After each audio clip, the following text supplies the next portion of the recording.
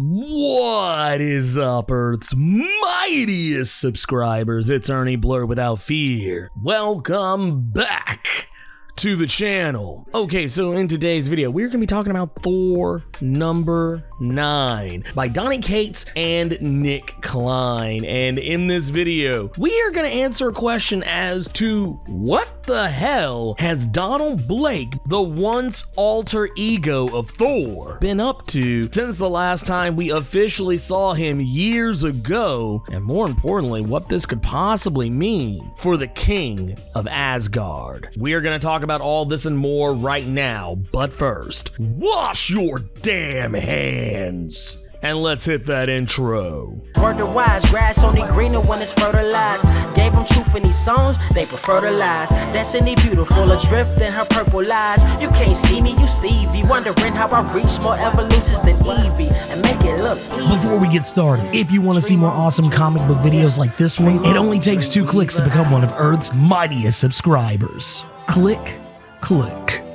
I haven't really talked a lot about the Thor run. I actually meant to do a video about the first 6 some odd issues of Thor when Donny Cates took over. Ultimately, I was busy. There was always a lot going on. I just never got around to it. But what you need to know to kind of be caught up at this point, Thor has kind of been on the struggle bus lately since he became the King of Asgard in the wake of the War of the Realms. Afterwards, he became ruler of Asgard. He took his father Odin's place. And you would think everything would be all wine and roses afterward, but that wasn't the case. He started noticing that even though he had gotten Mjolnir back towards the end of War of the Realms, he realized that Mjolnir didn't seem to want to be in his possession. Things seemed to be a little off. Not only that, but he had to deal with becoming Galactus's herald and then learning about the Black Winter and how it was going to destroy all things and trying to help Galactus eat a bunch of worlds so that he can somehow save the universe. It was all weird and all kind of crazy, but it was all still fun, and in the end, Thor killed Galactus. And supposedly thought he killed the Black Winter itself, but the Black Winter still lives on and will probably live to fight another day, and now Thor must also contend with the fact that he now knows how he's going to die, and he's seen some very troubling things. Things that kind of lend themselves to the upcoming King in Black, some other things that we don't even know about yet. But right now, Thor is trying to find a way to commune with the gods of old, the dead kings who came before him. And the only way he can do that if he goes into the Elder Sleep, something that he requires the help of Loki, who has recently reformed himself. He is no longer the god of lies, he's become the god of stories and myth. He no longer wants to be that character we've always known him as, who was a whining, sniveling, sneaky, conniving bastard. No, he wants to reinvent himself, and what Thor wants him to do requires him to dive back into his old ways and become a liar. And the thing about that, being a former god of lies, he knows when Thor is lying. Thor doesn't simply want him to cover for him because he wants to commune with the dead gods. It's because he wants to do something a little more dangerous than that. And that is to allow Donald Blake to go walking around scot-free for a little bit. Because to go into the Elder Sleep, that is what it requires. He must be put to bed so that Donald Blake can walk free, because the two cannot exist in the same plane at the exact same time, at least not in regards to Thor walking around. The chief thing he needs answers about is why can anyone pick up Mjolnir now? Lately, everybody's been picking the damn thing up. Common random people out in the world, hell, even Loki's been able to pick it up recently. The thing is, Thor, he does need these answers, and Loki is going to help him get them, even though he doesn't really want to help him. But since he knows Thor will owe him a tremendous favor, he allows it to happen. And Loki is going to have to cover for him, because we also must remember Sif has technically become the new Heimdall. She can see everything, and she will know if Thor is missing. And she will not allow this to happen. Asgard must always be protected. And Thor, just the way Donald Blake used to back in the day, he slams his hammer, Mjolnir, to the ground. And in doing so, he awakens the spirit of Donald Blake while also plunging himself to the dead kings of old. And as he does so, he knows something is incredibly wrong. He knows something is not right. Something has gone horribly awry because the dead kings, as they watch on as he falls, they turn their eyes away from him because they just recognize that Thor has done something that they never really had the strength or willpower to do themselves, but more importantly, they also realize Thor has probably made the biggest mistake of his entire life. And that's impressive for a guy who's been alive for thousands of years. So why is this such a big deal? The thing is, we really haven't seen much of Donald Blake over the years for, I would dare say, practically almost a decade. Like, honestly, one of the last times I remember seeing him was probably like in actual walking around form. I want to say it was back during the Siege story arc back in 2010. And I want to say he might have popped up in Mighty Thor, some of the Mighty Thor issues back around 2012, but I think even those were a mix of flashbacks and, you know, him being in somebody's head or, you know, whatever. But like I said, it's been a while since I've gone back and read those, but that's just what I remember. We've seen him in a scant few images here or there, sometimes in the form of a flashback, other times in the form of an apparition, sometimes just only being in someone's head. But we really haven't just seen him walking around. And we learn that where Donald Blake has been hiding this entire time is actually thanks to Odins Magic, because you must remember that back when he was created, Donald Blake made his first appearance in Journey into Mystery number 83. Back in 1962, he was basically created so that he could teach Thor about humility and humanity and mercy, basically preparing him for all the things to come. Now, when Donald Blake walks the earth, he walks the earth. But when Thor was in the driver's seat, Donald Blake had to go somewhere. And where he went was a place that was rather startling. It was basically a place that kind of vaguely reminded me of Pleasant Hill from the Secret Empire story arc and the lead up to that. Like, it's just this place, it's this forever town that's always marked in daylight, a place where puppy dogs and kitty cats are running around, playing together, everybody's living the high suburban life, everybody is just so happy and greets each other, there's ice cream trucks everywhere, there's never a bad day, there's always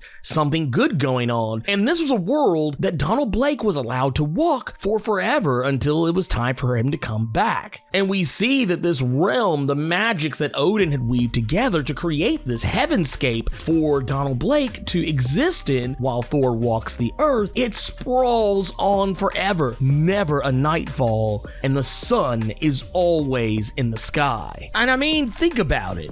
If we haven't seen Donald Blake since Siege back in 2010, that means Donald Blake has been walking around for a long time in this perfect Pleasantville style heavenscape. That's a lot of time for someone to be walking around, and even more time for a lot of things to go wrong. And eventually, over time, something happened, because when Thor goes to the place where Donald Blake normally would be, he finds nothing but death, blood, fire, and destruction. People laying dead in the streets, people who have been hanged, people who have been stabbed, people whose necks have been broken, people who have died in burning car crashes and been run over by their own lawnmowers. He's literally witnessing a nightmare-scape and seeing messages scrawled in blood asking why? Why am I awake? Is this hell? Thor, where are you? This realm became no longer a place of heaven for Donald Blake. It seemed to become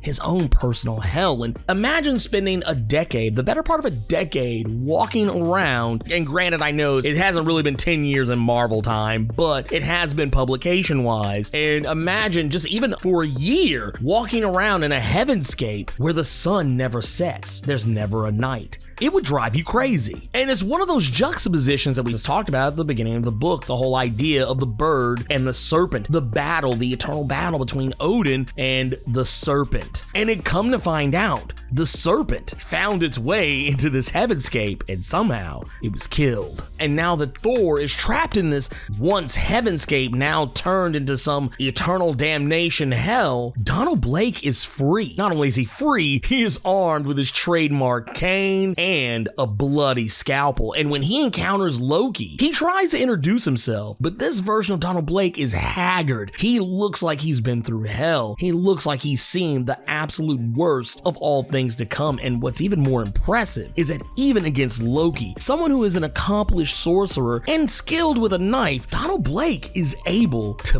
beat him. Not only is he able to best Loki, he's even able to break his arm, stabbing him with his scalpel and leaving him laying on the ground in a wreck. And whatever is going on, Blake no longer has a taste for being Thor. He doesn't want to be Thor. He doesn't want to be king. He doesn't want to be anything. He doesn't want to be the shadow of a god ever again. And what he seems to be planning to do is to get revenge on Thor for everything he's been forced to suffer since Thor has been in the driver's seat all this time. He will never be Thor again, and he destroys the trademark cane, the symbol of his ability to be able to tap it to the ground and become Thor himself. He destroys it. So essentially, Thor is not coming back. Destroying that cane literally destroys all of it. Now, one of the things that has crossed my mind is the fact that, Thor's power is not tied to Mjolnir. He is a god whether he wields the hammer or not. Nothing changes there. So even if someone else has Mjolnir, even if Mjolnir is destroyed, he is still the god of thunder.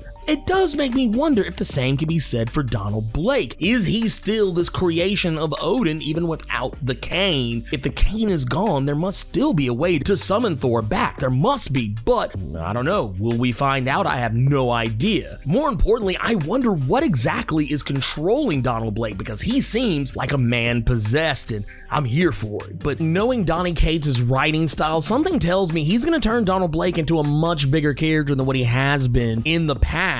Based on going back to that juxtaposition, the never-ending battle between Odin and the serpent, something tells me that Donald Blake is going to become Thor's serpent. I don't know. You guys let me know what your theories are about this. Do you think that Donald Blake is being controlled? Do you think he is acting of sound mind and body? How do you think Thor is going to make it back? And what is he going to have to do to stop Donald Blake? Wash your damn hands and sound off in the comments.